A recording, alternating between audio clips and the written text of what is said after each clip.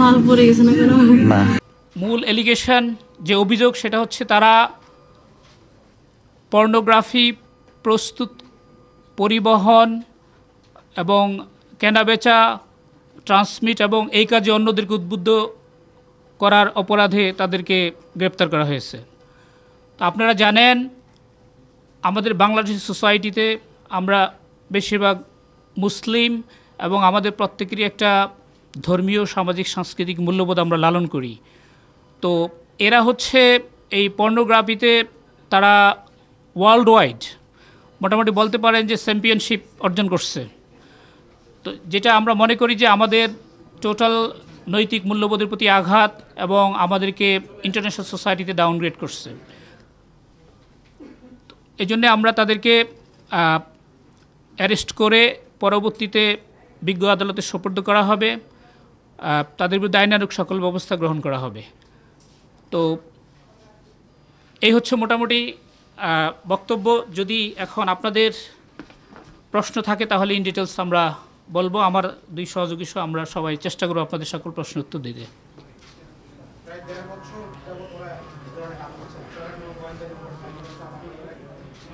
আচ্ছা, এটা হচ্ছে আমাদের সাইবার পুলিশ সেন্টারে সাইবার মনিটরিং সেল আছে একটা, তারা অনেক সেন্সিটিভ ইস্যু মনিটর করে থাকে। তো দ্য ডিসেন্ট নিউজ নামে একটা নিউজ পোর্টাল থেকে এরকম সংবাদ পাওয়া গেল যে বাংলাদেশের কাপল এরা পর্নোগ্রাফিতে ভিউইংয়ের দিক থেকে অনেক টপ র্যাঙ্কিংয়ে উঠে আসছে। এবং তো এইটার সূত্র ধরেই আমাদের এই এলআইসি এবং সিপিসি টিম অ্যানালাইসিস করা শুরু করে এবং পরে তারা তাদেরকে আইডেন্টিফাই করতে সক্ষম হয়, বান্দরবনে গিয়ে অ্যারেস্ট করে। ইয়েস,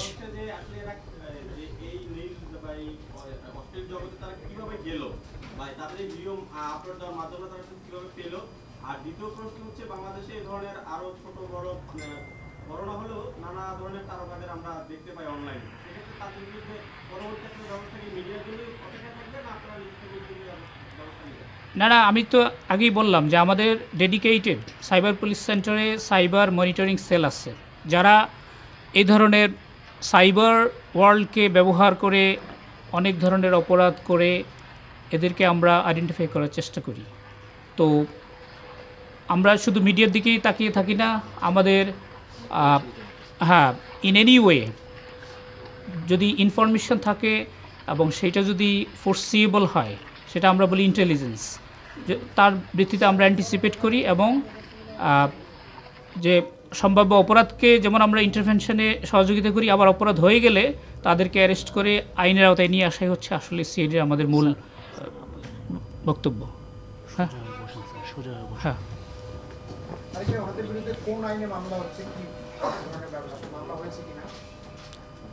এটা পর্নোগ্রাফি নিয়ন্ত্রণ আইন 2012, এই আইনের সেকশন 8-এ মামলা করা হয়েছে এবং এই অপরাধটা হচ্ছে আমলযোগ্য এবং নন বেইলেবল অপরাধ। জি, আমাদের সিআইডি বাদী হবে।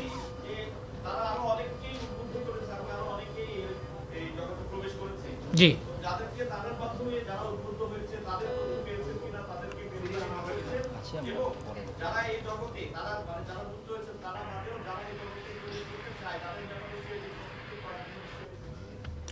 এই যে এই আজকের অ্যারেস্ট এবং আইনি প্রক্রিয়ার ভিতরে যে তারা ঢুকলো, এটাই হচ্ছে অন্যদের জন্য একটা message. It has some communicative message. আর যেটা আপনি বললেন যে অন্য যাদেরকে উদ্বুদ্ধ করা হয়েছে তাদের অনেক কিছুটা ইনফরমেশন আমাদের কাছে আছে, তদন্তের স্বার্থে এখন আমরা সেটা ডিসক্লোজ করছি না। তাদের সাথে আরও এনহ্যান্সড ইন্টারোগেশনের পরে ইন ডিটেলস যখন আমরা জানবো, দেন পরবর্তীতে তাদেরকে যারা যারা অপরাধের সাথে সম্পৃক্ত আছে বলে মনে হবে আমাদের কাছে, তাদেরকে আইনের আওতায় নিয়ে আসা হবে। জি,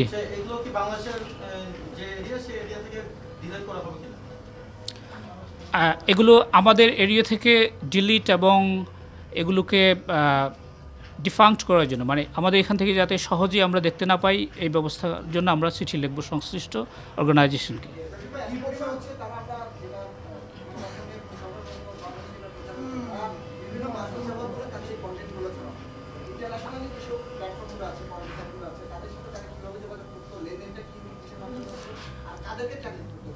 মাধ্যম যেসব মাধ্যমে তারা এই কন্টেন্টগুলো মাধ্যমে এটা তো আপনি জানেন, অনলাইন হচ্ছে আসলে ওপেন। আপনার জন্য যেমন ওই আফ্রিকার একজনের যেমন আমেরিকার, সবার জন্য এটা হলো ওপেন স্পেস। তো এটাতে ইন্টারেক্ট করা কম্পারেটিভলি অনেক ইজি। এটা আমরা অস্বীকার করার উপায় নাই যে আমরা 100% এটাতে কন্ট্রোল আমরা করতে পারবো। ঠিক আছে, জি জি, হ্যাঁ হ্যাঁ,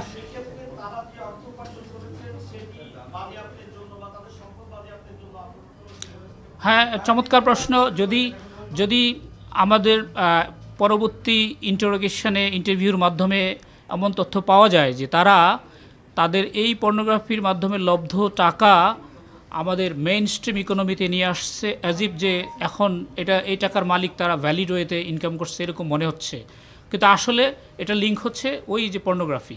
তো ডেফিনেটলি মানি লন্ডারিং আইনে তাদের বিরুদ্ধে ব্যবস্থা নেওয়ার জন্য আমরা চেষ্টা করব। জি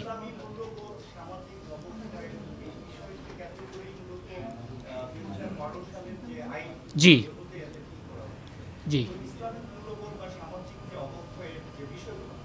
আমরা তো এটা তো একটা পর্ন সাইটে ঢুকে করতে পারি। আমরা তো অহরহ দেখতেছি এগুলো রিল, টিকটক, ফেসবুক সহ বিভিন্ন প্ল্যাটফর্মে অ্যাভেলেবেল এটা হচ্ছে।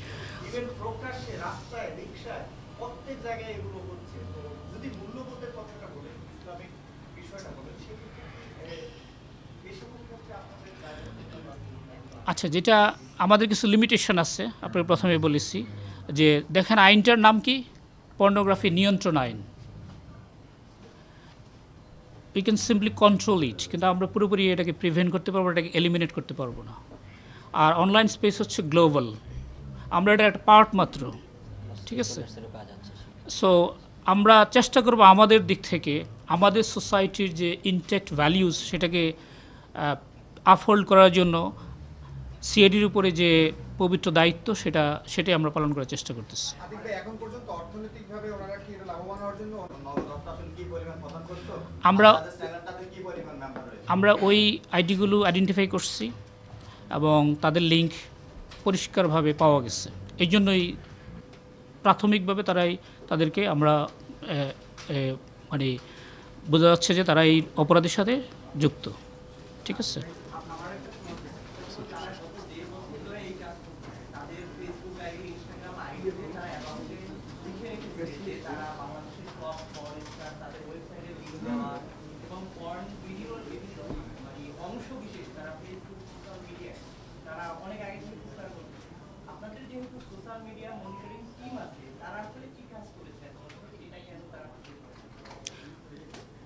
হ্যাঁ, হয়তো এর আগেও চেষ্টা করা হয়েছে, এভাবে সফল হতে পারে নাই, কারণ এরা হচ্ছে অপরাধ করে, প্রিভেন্ট করে এবং নানাভাবে হাইড করে। হ্যাঁ, এটা হচ্ছে